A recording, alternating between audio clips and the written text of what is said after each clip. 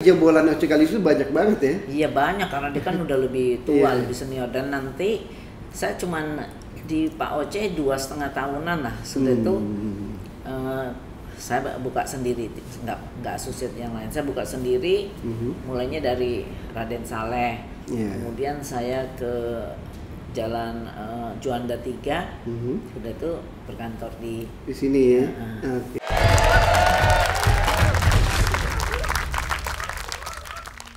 Berarti kalau sampai hari ini mungkin udah menangani ribuan klien ya? Banyak ya? Oke. Kalau kasus yang paling besar yang pernah ditangani apa? Ada Pratiwi tadi, pembunuhan. Terus kemudian walaupun saya belakangan ya, saya nanganin kasusnya anaknya Pak D. Waktu nanganin anaknya Pak D, saya putusannya bebas.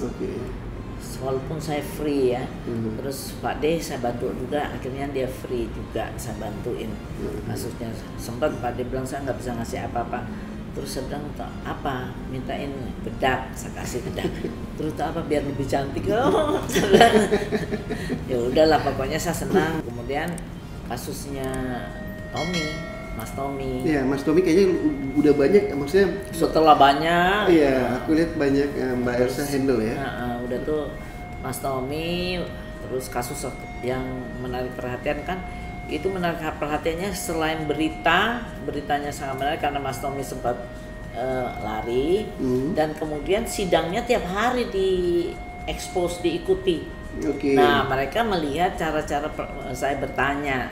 Nah, memang semua klien saya itu merasa happy jika saya yang melakukan examination di persidangan. Berarti cara-caranya Mbak Elsa itu memang lebih mereka lebih senang, lebih nyaman karena saya dianggap to the point tapi tidak emosional. Sehingga klien saya juga nyaman melihat step by stepnya, bagaimana cara bertanyanya sistematis gitu, dan tidak membosankan, dan banyak kejutan-kejutan tapi tidak emosional. Kalau saksi nggak bisa saksinya dianggap bohong terus menyentak-nyentak, mereka nggak setuju karena nantinya kan merugikan klien.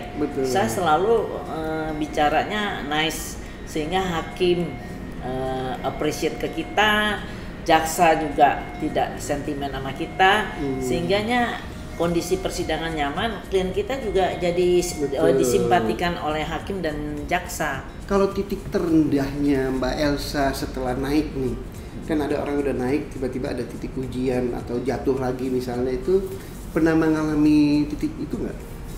Kalau dalam penanganan perkara sih menang kalah biasalah ya. Tapi begini, saya nggak merasa soal kalah dan menang ya. Saya kan udah tahu kasus ini bisa bagaimana, bisa terpenuhi atau enggak. Klien saya selalu puas dengan pekerjaan saya karena kita melakukan target. Dimana kalau saya memenuhi apa yang saya janjikan, yang memang sesuai dengan hukumnya, tidak bisa dibilang kalah menang. Karena kita sudah dari awal. Nah, kadang-kadang ada klien yang maunya memaksa diri, kondisinya misalnya hitam harus dibilang putih, saya nggak mau gitu. Artinya gini, nggak telak-telak misalnya Mbak Elsa itu di awal langsung menolak sebuah kasus, kamu membunuh, saya nggak mau bela kamu, enggak. Tapi dipelajarin dulu ya. Iya. Alasannya. Terus kita apa yang kita mau capai? Misalnya kan kita bilang sama klien, kamu harus jujur sama kita. Jadi kita pikirin menguntungkan, kita bela di sini ternyata ngejeblosin dia kan. Jadi dia mesti jujur, sehingga namanya suatu peristiwa hukum itu ada missing link. Di situ kita bangun disambung lagi apa reasonnya, sehingga kita bisa membuat konstruksi hukum yang baik. Nah, dengan konstruksi hukum yang ini kita bilang, karena memang benar terbukti membunuh, tapi alasannya apa? Membela diri kah, atau force majeure kah, atau itu yang kita bangun. Nah, selama membangun ini udah besar nih namanya Elsa Syarif, kan orang udah tahu nih, udah ibaratnya udah mendunia lah, ya kan? Kisah sukses seseorang itu biar penonton kita belajar sebenarnya jatuh bangunnya di mana sih, ini jatuhnya karena apa dan bagaimana membangkitkan diri lagi setelah jatuh itu. Saya nggak merasa ada jatuh atau bangun, masalah masalah keuangan tuh biasa. Sekarang COVID, klien-klien kita udah menang tapi nggak bisa bayar. Jadi sehingga dia menyiapkan aset-aset, kita jual belum bisa laku. Itu saya rasa itu sesuatu rezeki ya, pemasukan berkurang, COVID itu biasa.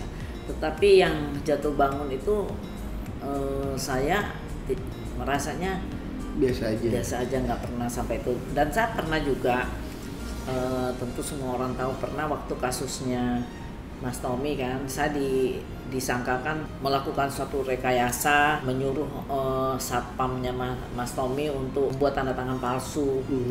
Nah, tapi itu sifatnya politik lah, saya tahu. Sifatnya politik. Dan kemudian ternyata saya direkayasa, dan akhirnya dihentikan juga sama Mabes Polri dan orang yang paling berjasa membantu saya. Tapi yang mengorek semua bahwa saya ini direkayasa itu enggak, jasanya sahabat mati, yaitu Pak Budi Waseso yang sekarang jadi Kapolres, dan benar-benar murni membantu saya, dan saya berterima kasih kepada beliau yang membuat surat bahwa saya direkayasa dengan lab krimnya itu Pak almarhum Gordon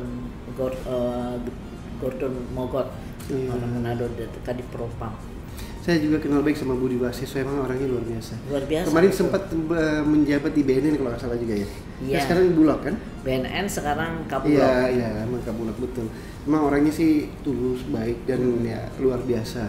Nah, itu kan waktu itu dengan kasus ini Mbak Elsa sempat ditahan berapa lama waktu itu? 32 hari. 32 hari. Nah, itu menjatuhkan mentalnya Mbak Elsa nggak?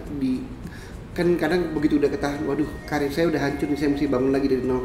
Sempat ada pemikiran-pemikiran yang mematahkan semangat?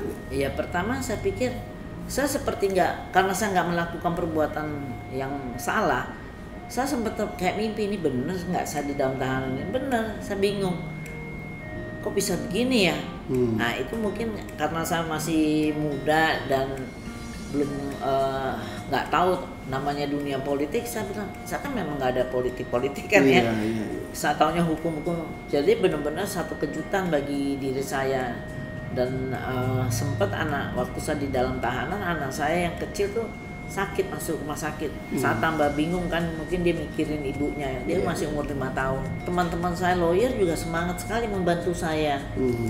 Terus waktu saya keluar dari tahanan, kok banyak sekali yang mengidolakan saya juga bingung. Saya ternyata mereka nonton persidangan saya. Kemudian setelah saya keluar, besoknya saya sudah sidang dampingi Mas Tommy. Nah itu sempat jaksa minta saya nggak boleh sidang. Saya bilang, apa salahnya? Tidak ada hukum acaranya, saya ditahan terus, saya tidak boleh sidang. Terus majelis hakimnya, kalau nggak salah Pak Amir Zakaria, ketuanya, bilang nggak ada aturannya, biar dia bersidang mendampingi kliennya. Nah di situ saya semangat. Jadi kita harus prinsip ngerti benar aturan hukumnya, jadi kita nggak bisa dilecehkan orang. Jadi emang itu berarti emang sebuah perjalanan sukses itu pasti ada jatuh bangunnya, pasti ada. Iya, pasti ada. Nah, untung nggak patah semangat ya Mbak Elsa. Yang paling penting jadi lawyer itu kita talentanya mesti benar-benar punya passion di sini. Kerja itu tidak bisa ada jam kerja. Dan kita harus banyak baca buku dan banyak pengalaman kerja dan banyak lihat, banyak bertanya. Jadi kita nggak boleh arogan atau merasa udah pintar sendiri, karena setiap orang punya keahlian masing-masing. Kita harus bisa mengambil keahlian orang lain itu. Misalnya kan banyak itu omongan-omongan di luar itu tentang pengacara lah ibaratnya ya. Misalnya pengacara itu memang pengen bantu saat di awal karir, begitu udah kenal uang gede itu tidak ada lagi membantu, nggak ada sosialnya, nggak ada apa gitu. Apakah semua begitu atau ada sisi lainnya? Karena saya melihat Mbak Elsa beda. Mbak Elsa ini saya lihat ada sisi sosialnya, ada banyak membantu orangnya, ada mungkin juga klien yang dibantu begitu aja cuma-cuma. Nah, persepsi tentang lawyer itu apakah benar seperti itu atau gimana? Banyak orang mengatakan demikian, sehingga orang juga takut menggunakan lawyer, sehingga dia bingung menggunakan lawyer, kayak keluar dari mulut harimau masuk lagi mulut buaya. Dan memang Dan saya selalu tekankan kepada asisten-asisten saya nggak boleh seperti itu, karena dari orang yang kita bantu ini mungkin ada lagi rezeki dari mereka, ada teman, ada segala rupa. Dan saya dalam kehidupan saya, kalau semuanya saya uangin, mungkin saya orang terkaya di Asia. Saking banyaknya kasus saya. Jadi saya bilang, karena kita lawyer ini banyak punya cara berpikirnya, imagine-nya, bahwa dia bisa terkenal dengan cara berpakaian yang bagus, bermerek, membuat kelas sendiri. Justru kalau zaman orang kaya-kaya mungkin oke lah. Tetapi zaman Covid ini siapa yang mau ke sono? Iya, betul. Iya kan? Itu prinsip saya. Kalau orang lain punya prinsip beda itu terserah dia. Tapi saya selalu tekan kepada anak buah saya, jangan seperti itu. Jadi nanti ya oke, kalau kita dapat rezeki, dapat klien banyak, dapat kasus. Kalau enggak kan jadi miskin kita. Betul. Memenuhi untuk supaya pakaian tetap bagus, yang mahal segala rupa. Padahal kalau kita bilang laki lah, pakaian laki-laki, buatan Indonesia juga udah bagus. Udah bagus ya. Iya. Yang penting nggak norak aja, warna mencerong, orange, jadi pink atau apa. Kalau laki masih pakai begitu kan. Jadi yang penting serasi aja. Dan nggak bisa yang supaya lebih ganteng, ya badannya dibagusin, jangan gembrot perut ini kan, pakai baju apa juga nggak pantas, biar pakai merek yang gimana juga. Jadi mesti memang ya kayak Pak Sangker lah badannya, ya kan, maksudnya walaupun berumur tapi jaga badan. Betul. Rata-rata orang-orang di luar negeri baik kelas menengah maupun kelas atas itu mereka pasti punya dua yang pegangan.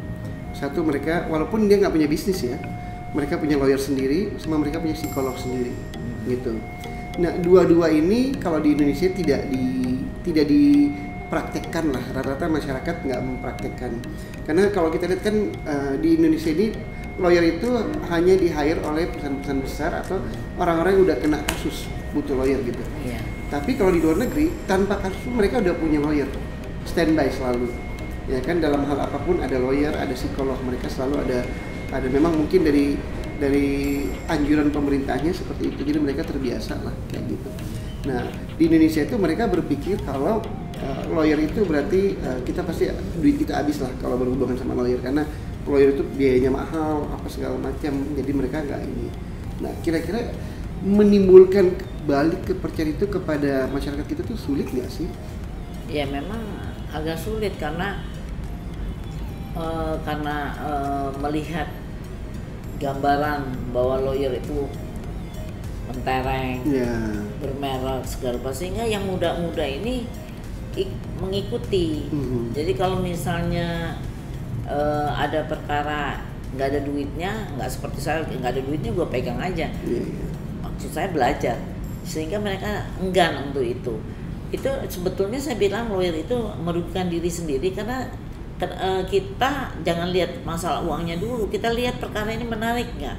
Kalau ini perkaranya menarik, kan kita pembelajaran diri kita. Dan untuk jadi lawyer tidak ada sekolahnya, semuanya adalah pengalaman dari penanganan perkara.